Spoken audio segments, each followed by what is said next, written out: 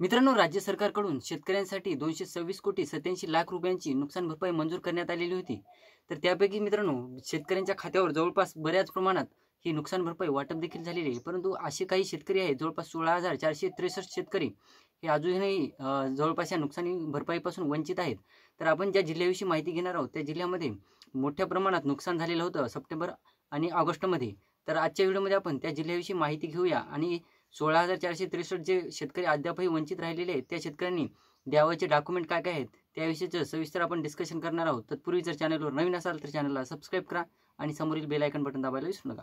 तर नमस्कार मित्रांनो, मी राज सुरेतर स्वागत आहे तुमचं आपल्या यूट्यूब चॅनलमध्ये। मित्रांनो, राज्य सरकारने जवळपास धाराशिव जिल्ह्यातील शेतकऱ्यांसाठी 226 कोटी 87 लाख रुपयांची नुकसान भरपाई मंजूर केली होती आणि ती वाटप देखील केली।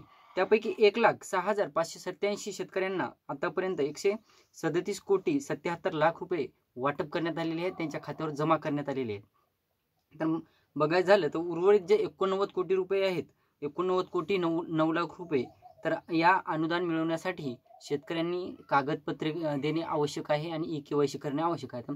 काही शेतकऱ्यांचे एकाही यादीमध्ये नाव आलेले नाही, त्या शेतकऱ्यांनी तलाठ्याकडे आपली डॉक्युमेंट द्यायचे, आधार कार्ड, पासबुक आणि आपली 7/12।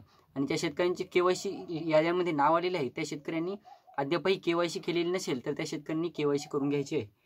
तर काही शेतकऱ्यांनी कागदपत्रे पोर्टलवर म्हणजे तलाठ्याकडे देऊन टाकायचे आहेत, पोर्टलवर म्हणजे तलाठ्याकडे देऊन टाकायचे, ते करून टाकतात अपलोड पोर्टलवर। तर आता ही रक्कम जी खात्यावर जमा करण्यात आलेली आहे, त्यापैकी जे उर्वरित शेतकरी आहेत, जवळपास 16,463 शेतकरी हे जे बाकी आहेत, त्यांना 57 पैकी 33 मंडळातील हे शेतकरी आहेत, म्हणजे 57 जे टोटल धाराशिव जिल्ह्यामध्ये महसूल मंडळे आहेत, त्याच्यापैकी 33 मंडळातील शेतकरी हे नुकसान भरपाईसाठी पात्र आहेत।